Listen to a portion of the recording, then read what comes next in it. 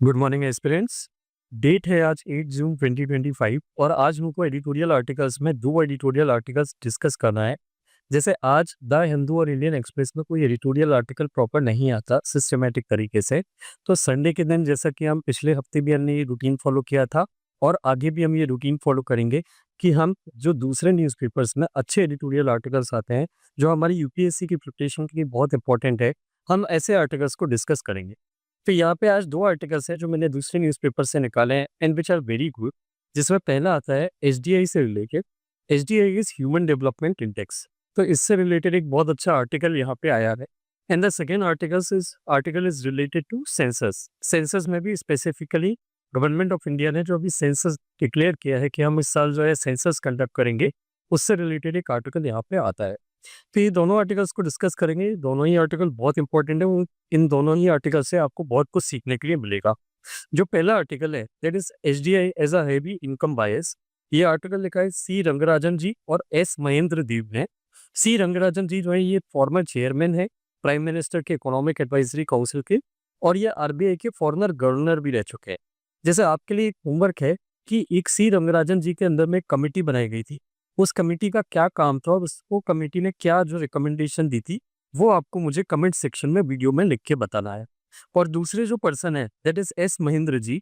ये एस महेंद्र जी ये commission for agricultural cost and prices CACP, जो हमारे यहाँ एग्रीकल्चरल MSP डिसाइड करती है, उसके फॉर्मर चेयरमैन रह चुके हैं। तो इन दोनों ने बहुत अच्छा आर्टिकल लिखा है ह्यूमन डेवलपमेंट इंडेक्स के ऊपर। अभी रिसेंटली यूएनडीपी जो है human United Nations development project, ये यूएन की एक एजेंसी है जो ह्यूमन डेवलपमेंट से रिलेटेड चीज़ों पे काम करती है। इन्होंने अपनी एक रिपोर्ट सबमिट करी है जिसका नाम है ह्यूमन डेवलपमेंट रिपोर्ट 2025। ये रिपोर्ट यूएनडीपी की सबसे इंपॉर्टेंट रिपोर्ट है और इस रिपोर्ट के हिसाब से इंडिया जो है ह्यूमन डेवलपमेंट इंडेक्स में इसकी जो रैंक है ये 2022 में 133rd रैंक से उठ के 2023 में 130 रैंक पे आ गई है। 193 कंट्रीज की जो रैंकिंग होती है उसमें हमारी रैंकिंग 133 से इम्प्रूव होके 130 पे आ गई है।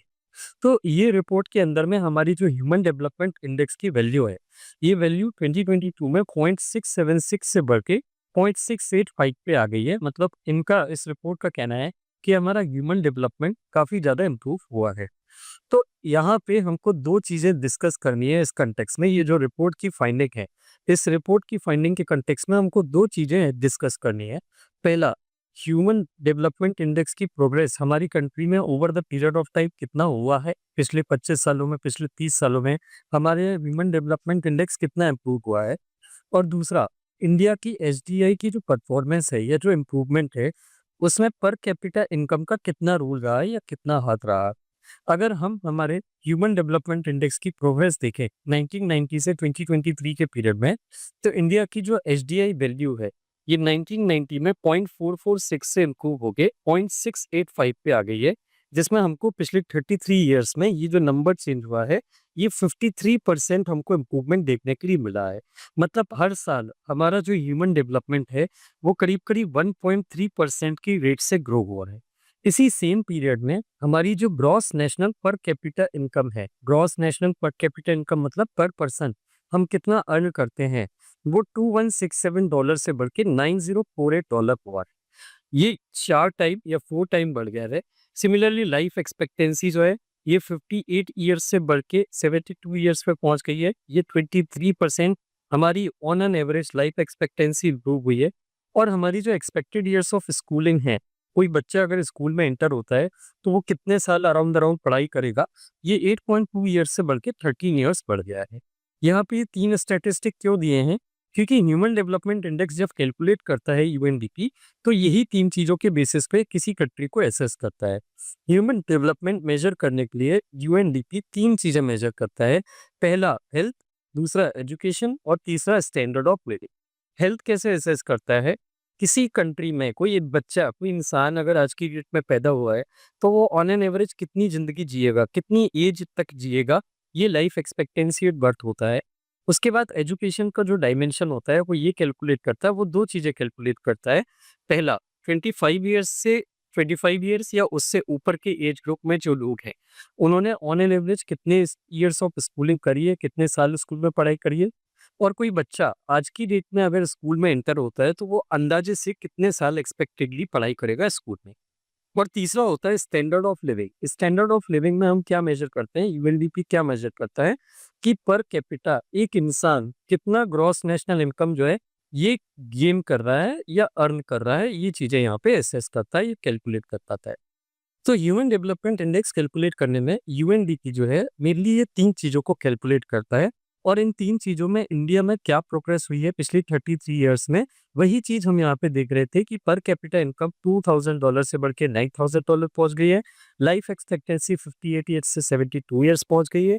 और एक्सपेक्टेड ईयर्स ऑफ स्कूलिंग ये 8.2 ईयर्स से बढ़ के 13 ईयर्स पहुंच गई है।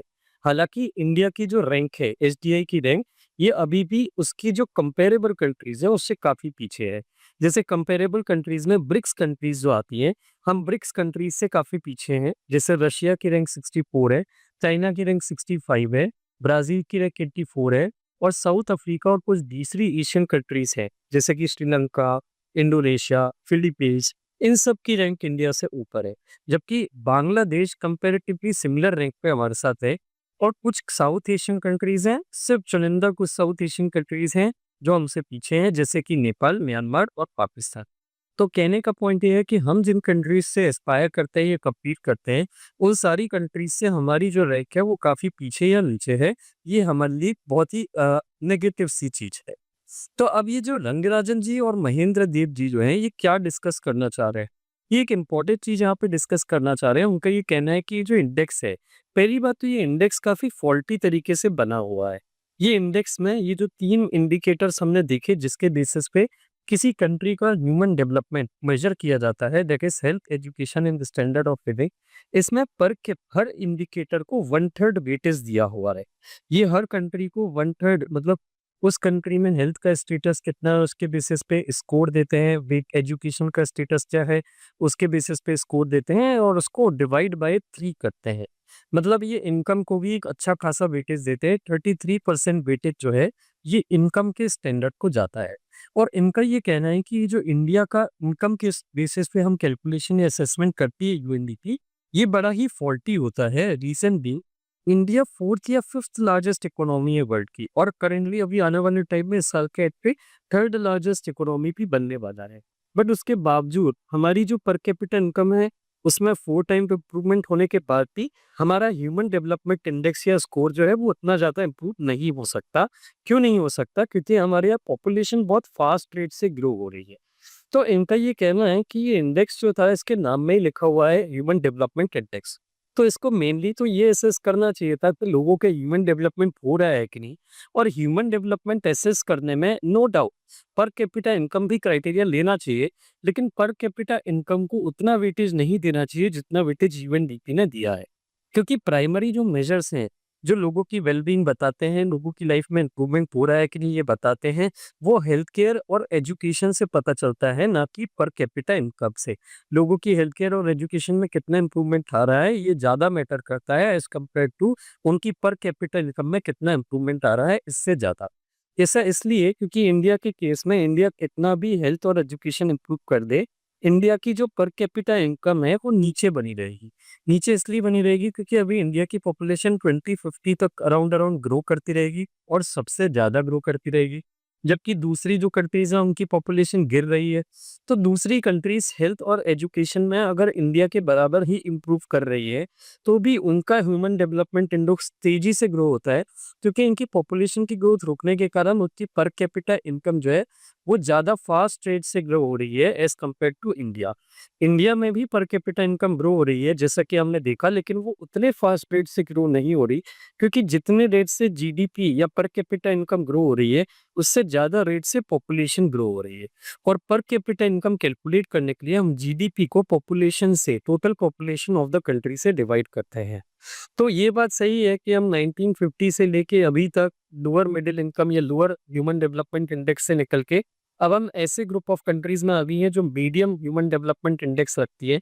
लेकिन इनका कहना है कि ये इंडेक्स का जो फॉल्टी असेसमेंट है, फॉल्टी क्राइटेरिया है मेजर करने का, किसी कंट्री को असेस करने का, ये फॉल्टी क्राइटेरिया अब इंडिया को 2050 तक हाई ह्यूमन डेवलपमेंट की कैटेगरी में आने नहीं देगा, क्योंकि पॉपुलेशन जैसे-जैसे ग्रो होती रहेगी, जिस रेट से ग्रो हो रही है, उस रेट से हमारी इनकम कभी ग्रो होगी नहीं, इस इतने फास्ट रेट से कि हम आने वाले 10 साल के अंदर ही, भले ही हमारा हेल्थ केयर और एजुकेशन कितना इम्प्रूव हो जाए, इस रेट से हमारी पॉपुलेशन ग्रो हो रही है या पर कैपिटा इनकम इस रेट से ग्रो हो ही नहीं सकती कि जिस रेट से हमारा ह्यूमन डेवलपमेंट इंडेक्स का स्कोर बहुत फास्ट रेट से बढ़ पाए। और इसलिए ये जो इनकम ने ये जो एंटर किया है, मतलब कैलकुलेशन में जो इनकम को बेसिस दिया हुआ है, ये कैलकुलेशन का, ये दूसरी कंट्री को, मतलब इनकम के बेसिस पे जो दूसरे इंडेक्सेस, बहुत सारे इंडेक्सेस हैं जो कंट्रीज को इनकम के बेसिस पे जज या असेस करते हैं और रैंक करते हैं। तो ये जो इनकम वाला क्राइटेरिया ह्यूमन डेवलपमेंट इंडेक्स में भी डाला हुआ है, ये उनको ये इस इंडेक्स को दूसरे इंडेक्स के सिमिलर पूरा कर देता है। इसमें इस इंडेक्स में और दूसरे इंडेक्स जो इनकम के बेसिस पे कंट्रीज को जज या एसेस करते हैं, उनमें कोई खास डिफरेंस नहीं है। तो इस एनालिसिस से कंक्लूजन क्या है ऑथर्स का? ये कंक्लूजन ये है कि पहला, ये जो रैंकिंग है ये पर कैपिटा इनकम के बेसिस पे है, और एसडीआई रैंकिंग और इनकम की रैंकिंग आपस में बहुत ज़्यादा क्लोज रिलेशन लगती हैं। और इंडिया का जो हाई लो एसडीआई रैंकिंग है, हमारी जो रैंक लो बनी रहती है, हम कितना भी इम्प्रूव करते रहते हैं, हेल्थ केयर और एजुकेशन को अच्छा करते रहते हैं, हमारी एसडीआई रैंक जो है ये बहुत लो बनी रहती है, 130s में, 140s में। उसका कारण ये नहीं है कि हम अपने साइड से प्रोग्रेस नहीं कर रहे, क्या कोई इम्प्रूवमेंट नहीं कर रहे। उसका कारण ये है कि हमारी पॉपुलेशन का प्रेशर बहुत ज़्यादा है, और पॉपुलेशन का प्रेशर ज़्यादा होने के कारण पर कैपिटा इनकम कम आती है, भले ही वो कितनी ग्रो होती जाए। और इसीलिए हमारे पास और कोई ऑप्शन नहीं है, अगर हमको अपने ह्यूमन डेवलपमेंट इंडेक्स में यूएनडीपी के अपनी रैंक को इम्प्रूव करना है, तो हमारे पास एक ही ऑप्शन है, क्योंकि हम इंडेक्स को तो चेंज करा नहीं सकते, क्योंकि वो हमारा इंडेक्स तो है नहीं। तो हमारे पास सिर्फ एक ही चॉइस है कि हम जो प्रेजेंट लेवल ऑफ पर कैपिटा इनकम है उसको और फास्ट रेट से ग्रो कराएं, ताकि जल्दी से जल्दी हमारे जो इनकम है वो बढ़े, पॉपुलेशन के हिसाब से प्रोपोर्शनेटली बढ़े, और उस केस में हमको जल्दी से जल्दी अच्छी ग्रोथ दिखने के लिए मिले, रैंकिंग में भी और ह्यूमन डेवलपमेंट इंडेक्स में भी। So this was the first article related to HDI index. The second article relates to census. तो यहाँ पे ये आर्टिकल जो है ये किसने लिखा है? ये हिंदुस्तान टाइम्स का एक आर्टिकल है, बहुत अच्छा। ये आर्टिकल लिखा है एम आर शरण जी। एम आर शरण जी कौन है? ये बेसिकली प्रोफेसर हैं जो यूनिवर्सिटी ऑफ मैरीलैंड में पढ़ाते हैं। इन्होंने एक बुक भी लिखी है जिसका नाम है last among equals, caste and politics in Bihar villages. तो ये कास्ट पे इन्होंने बहुत अच्छे से स्टडी किया हुआ है, और उसके बेसिस पे उनकी एक अंडरस्टैंडिंग है। तो इनका क्या कहना है कि अब जो सेंसस, जैसे गवर्नमेंट ने अभी 2 दिन पहले अनाउंस करा है कि हम 2027 में 1 मार्च 2027 की डेट को कट ऑफ मानते हुए एक सेंसस कंडक्ट करेंगे।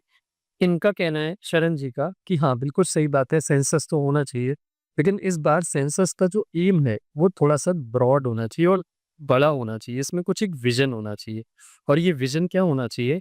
विज़न या एम सिर्फ़ सेंसस में लोगों की काउंटिंग तक लिमिटेड नहीं होना चाहिए कि कितने मेल हैं, कितनी फीमेल है, सेक्स रेशियो एट बर्थ क्या है। सिर्फ़ नंबर्स काउंट नहीं करना है, हमको कुछ और भी असेसमेंट करने चाहिए, डिटेल्ड असेसमेंट करना चाहिए, जो आगे चल के कंट्री की पॉलिसी मेकिंग में और ज़्यादा हेल्प करता है। तो अब यहाँ पे ये आर्टिकल का इंट्रो कैसे स्टार्ट होता है? दे start discussing, Sharan ji start discussing with the announcement of union government कि यहाँ पे एक सेंसस होने वाला है। गवर्नमेंट ने डिक्लेयर किया है कि वो 2 फेजेस में सेंसस को कंडक्ट करेगी। लास्ट अप्रैल सेंसस ने ये लास्ट सेंटर ने गवर्नमेंट ने ये अनाउंस किया था, पिछले महीने 2 महीने पहले गवर्नमेंट ने अनाउंस किया था कि अब जो सेंसस होगा, उस सेंसस में कास्ट सेंसस भी इंक्लूड किया जाएगा। मतलब कास्ट सेंसस मतलब हर साल जब सेंसस होता है हर 10 साल में, तो एससी एसटी की पॉपुलेशन तो काउंट की जाती है, लेकिन एससी के बाहर जो कास्टेज है, दूसरी भी जो कास्टेज है, उनका कोई असेसमेंट नहीं किया जाता। 1931 वाज द लास्ट असेसमेंट जब ये असेसमेंट किया गया था। तो अब ये शरद जी बोल रहे हैं कि अब ये एससीज और एसटीज के बाहर जो कास्टेस हैं, जो ऑफिशियली एक रिजर्व्ड कैटेगरी में नहीं आती, इनका भी एक असेसमेंट करना चाहिए, और इसको भी जो अब सेंसस होगा 2027 में, उसमें इनके भी नंबर, इनकी भी ऑक्यूपेशन, इनकी भी डिटेल्स के बारे में सेंसस किया जाना चाहिए, असेसमेंट किया जाना चाहिए, और उस असेसमेंट को लोगों के बीच में, पब्लिक के बीच में रिलीज किया जाना चाहिए। मतलब the biggest point the author is making कि कास्ट सेंसस अगले सेंसस का पार्ट होना चाहिए, और ना सिर्फ पार्ट होना चाहिए, इसका डाटा जो है ये पब्लिक में रिलीज भी किया जाना चाहिए, क्योंकि कई बार गवर्नमेंट सेंसस करती भी है, कास्ट सेंसस करती भी है, तो भी उस डाटा को गवर्नमेंट तक ही रखती है, पब्लिक को इन्फॉर्म नहीं करती है, और पब्लिक को पता ही नहीं होता कि गवर्नमेंट ये वह पर्टिकुलर पॉलिसी क्यों बना रही है, या पॉलिसी कौन सी पॉलिसी आज के टाइम में बनाई जानी चाहिए, उससे रिलेटेड कोई भी चीज़ वो प्रेशराइज़ नहीं कर पाती, गवर्नमेंट को फ़ोर्स नहीं कर पाती बनाने के लिए। तो इंडिया की अभी आने वाले 2 डिकेड में, अगले आने वाले जो 20 साल है, शरण जी का कहना है कि इन अगले जो 2 डिकेड है, 20 साल है, उसमें इंडिया की 3 अर्जेंट नीड है। पहली नीड है जॉब क्रिएशन, क्योंकि हमारी पॉपुलेशन बहुत तेज़ रेट से ग्रो हो रही है। दूसरा, राइजिंग सेंट्रलाइजेशन, हमारे यहाँ सेंट्रलाइजेशन बढ़ रहा है। और तीसरा, मुस्लिम्स का सोशल और इकोनॉमिक मार्जिनलाइजेशन बहुत ज़्यादा बढ़ रहा है। ये 3 चीज़ें हैं जिसको इंडिया को अगले 20 सालों में डील करने की ज़रूरत है। ये बहुत ही अर्जेंट नीड है कि इन चीज़ों को रिज़ॉल्व करने की कोशिश करें। जो पहला चैलेंज है एम्प्लॉयमेंट से रिलेटेड, इसमें इन्होंने बात करी है कि इंडिया में पॉपुलेशन के एक large amount of India's population जो है, उसके लिए एक मीनिंगफुल या सिक्योर वर्क नहीं है। ऐसा वर्क जिसमें वो एन्जॉय करते हो और ऐसा वर्क जिसमें उनको जॉब सिक्योरिटी हो, मतलब कभी भी नौकरी से ना निकाला जाए रातों रात ऐसे, बिना किसी कारण के। तो ये पहला चैनल एम्प्लॉयमेंट से रिलेटेड है। हमको पहली बात तो ये पता होना चाहिए, हमको तो बहुत सारी तो एम्प्लॉयमेंट, अच्छी एम्प्लॉयमेंट जनरेट करना है हमारी यूथ पॉपुलेशन के लिए जो एक्सपांड हो रही है। और दूसरा, हमको एक मैपिंग की ज़रूरत है। मैपिंग का मतलब हमको ये जानना बहुत ज़रूरी है कि कौन क्या काम कर रहा है। जैसे मैंने आपको बताया कि हमारे यहाँ लास्ट टाइम कास्ट सेंसस बहुत पहले हुआ था, तो हमारे पास अभी डिटेल्ड इन्फॉर्मेशन आज की करंट टाइम की या करंट डेट की नहीं है कि कौन-सी जाति है जो पब्लिक सेक्टर में सबसे ज़्यादा है गवर्नमेंट जॉब में, कौन-सी जाति है या कास्ट है जो कैजुअल लेबर में, जो इन्फॉर्मल लेबर होती है उसमें ज़्यादा होती है, कौन-कौन सी कास्टेस हैं जो अपने ट्रेडिशनल कास्ट बेस्ड ऑक्यूपेशन से, जो उनको फोर्सफुली करना होता था, उससे बाहर निकल चुके हैं और अब दूसरे ऑक्यूपेशन जो वो अपने मन के इकोनॉमिक नीड के हिसाब से उसको कर रहे हैं।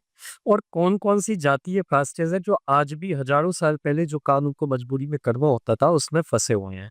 तो हमको ना सिर्फ एम्प्लॉयमेंट जनरेट करना है, बल्कि ये भी जानना बहुत ज़रूरी है कि कौन कास्ट का डिस्ट्रीब्यूशन एम्प्लॉयमेंट में क्या है, जिससे आने वाले टाइम में पॉलिसीज़ जो है वो बनाई जा सके। जैसे कास्ट सेंसस का डाटा यूज करके तेलंगाना गवर्नमेंट ने जो है वो शेड्यूल्ड कास्ट में भी जो मार्जिनलाइज, जो पिछड़ी शेड्यूल्ड कास्ट है, जैसे 2 महीने पहले तेलंगाना गवर्नमेंट ने कास्ट सेंसस कंडक्ट करके वो शेड्यूल्ड कास्ट के अंदर में भी जो शेड्यूल्ड कास्ट है, मतलब जो बहुत ज्यादा बैकवर्ड शेड्यूल्ड कास्ट है, उनको आइडेंटिफाई किया था और उनके लिए रिजर्वेशन प्रोवाइड किया था। तो ये तभी पॉसिबल हो पाएगा जब आप एक प्रॉपर कास्ट सेंसस करोगे, जिससे आपको ये पता चलेगा कि पिछले 70 सालों से जो हम शेड्यूल्ड कास्ट को रिजर्वेशन दे रहे हैं, उसमें सारी कम्युनिटीज़ को बेनिफिट मिला है कि नहीं? कौन-कौन सी शेड्यूल्ड कास्टेज़ हैं जो रिजर्वेशन का बेनिफिट उठा के अपने ओरिजिनल ऑक्यूपेशन से बाहर निकल गए हैं, जो उनको मजबूरी में करना होता था? कौन-कौन सी शेड्यूल्ड कास्ट है जो अभी भी अपने ऑक्यूपेशन में फँसी हुई हैं?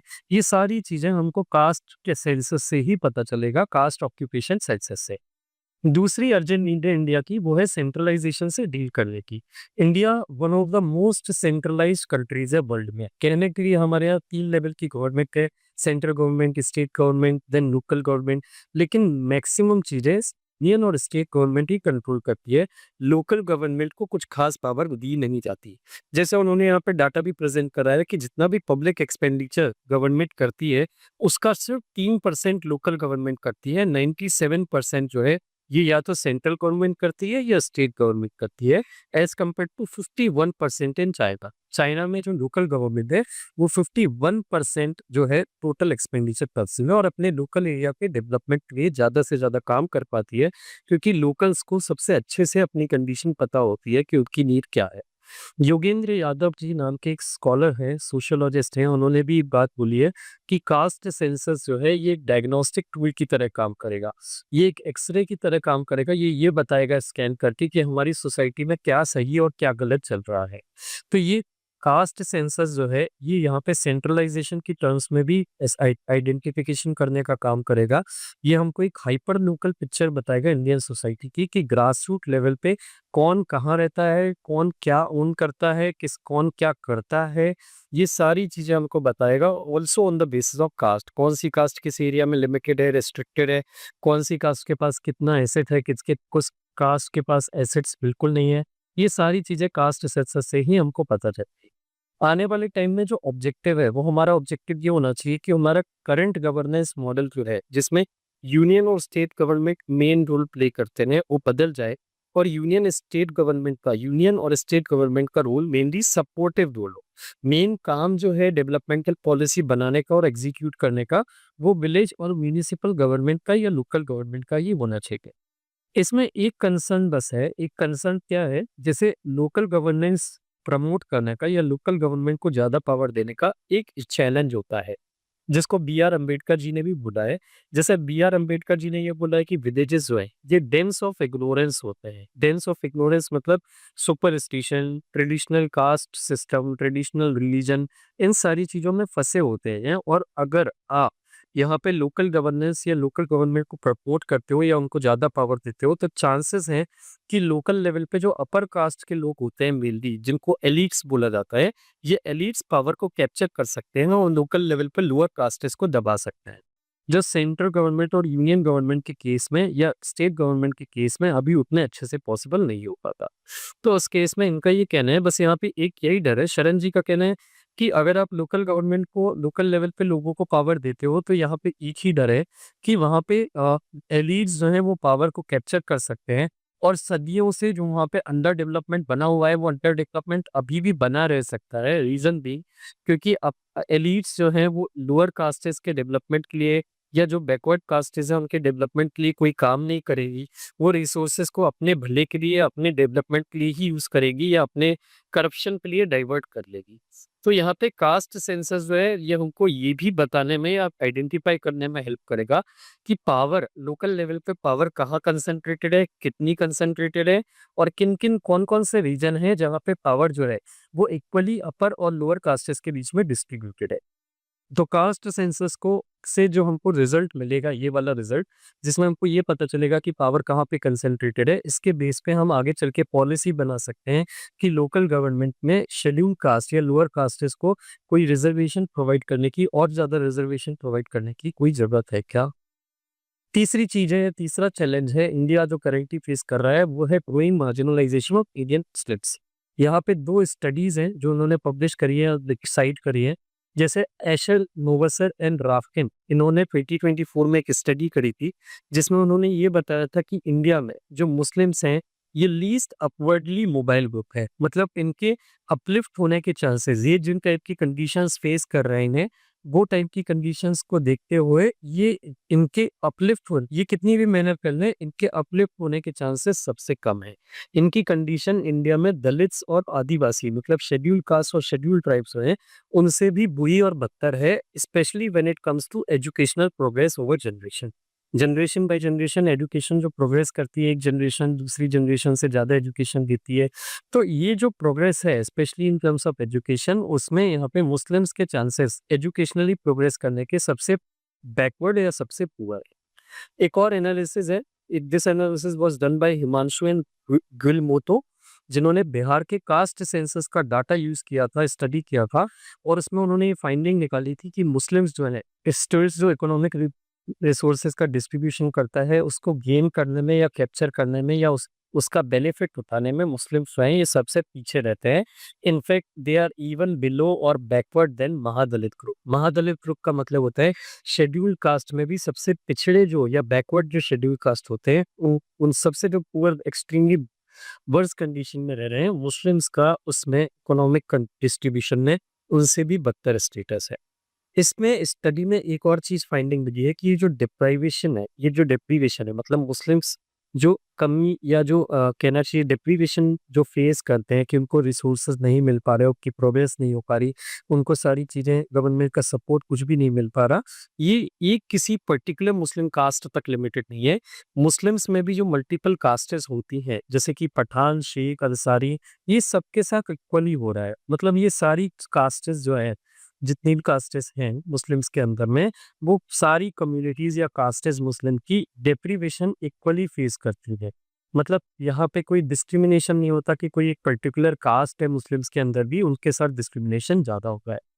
तो यहाँ पे एक स्ट्रॉन्ग केस बनता है। ये स्टडीज़ के बेसिस पे तो एक अच्छा इंडिकेशन जाता है कि गवर्नमेंट को मुस्लिम्स के लिए कुछ करना चाहिए। तो यहाँ पे टारगेटेड पॉलिसी एक्शन मुस्लिम्स के लिए एक डेडिकेटेड कोई पॉलिसी बनाई जाए उनके अपलिफ्टमेंट के लिए, उसके लिए एक अच्छा एक पॉइंट या केस तो बनाता है। लेकिन जो नेशनल लेवल की और स्टेट लेवल की अभी जो पॉलिटिक्स चल रही है, उसके बेसिस पे अभी तो ये करंटली पॉसिबल नहीं दिख रहा। क्योंकि जैसे-जैसे कम्युनलाइज़ेशन बढ़ता जा रहा है, पॉलिटिक्स बढ़ती जा रही है, वैसे-वैसे मुस्लिम्स को स्पेसिफिकली अगर कोई थोड़ा बहुत भी रिसोर्स दिया जाता है, तो वो कम्युनल कॉन्फ्लिक्ट या रायट्स में कन्वर्ट होने के चांसेस रहते हैं।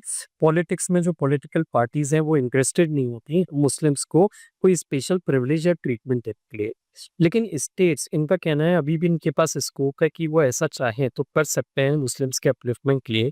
मुस्लिम्स जो हैं उन ये स्टेट गवर्नमेंट्स जो हैं ये कास्ट सेंसस अपना खुद का कंडक्ट कर सकती हैं और अगर उनको लगता है कि उनके स्टेट में कोई इंट्रा मुस्लिम वेरिएशन है या मुस्लिम्स के साथ बहुत ज़्यादा बैकवर्ड कंडीशन उनकी बाकी कम्युनिटीज़ के कंडीशन में कंटेक्स्ट कंपैरिजन में, तो उनको हाउसिंग, एजुकेशन और पॉलिटिकल रिप्रेजेंटेशन प्रोवाइड किया जा सकता है।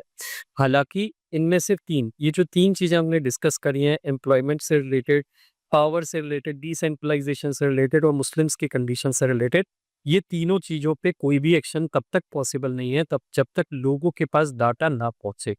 अभी सेंसस जो होता है, सेंसस में डाटा पब्लिक से गवर्नमेंट तक तो पहुंचता है, लेकिन गवर्नमेंट जो डाटा कंपाइल करती है और उससे जो फाइंडिंग निकालती है, उस फाइंडिंग के डाटा को लोगों तक नहीं पहुंचाती या पब्लिक में रिलीज नहीं करती। तो ये जो पूरी की पूरी जो सेंसस की प्रोसेस है वो मीनिंगफुल तभी हो पाएगी जब गवर्नमेंट पूरा का पूरा डाटा पब्लिक में रिलीज करे। तो इसी कॉन्टेक्स्ट में उन्होंने यहाँ पे बोला है कि इंडिया का जो कास्ट सेंसस है, ये सिर्फ नियरली नंबर काउंट करने की प्रोसेस नहीं है, ये एक मिरर की तरह काम करेगा। जब भी कास्ट सेंसस होगा और उसका जो डाटा आएगा, तो वो एक मिरर की तरह काम करेगा, जो करेंटली हमारी सोसाइटी का स्ट्रक्चर कैसा है, वो हमको रिफ्लेक्ट करेगा या शो करेगा और साथ-साथ में हम क्या मीनिंगफुल और डेमोक्रेटिक चेंज ला सकते हैं, वो भी इंडिकेट करने में हमको हेल्प करेगा। So this was the second article, and this was a very good article when it comes to policy making for the government.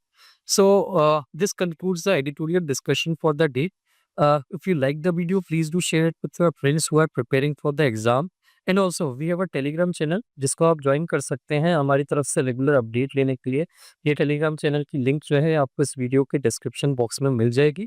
And other than that हम हमारा एक जीएस का फाउंडेशन कोर्स भी start कर रहे हैं, full foundation course at a very affordable price from 10th of June.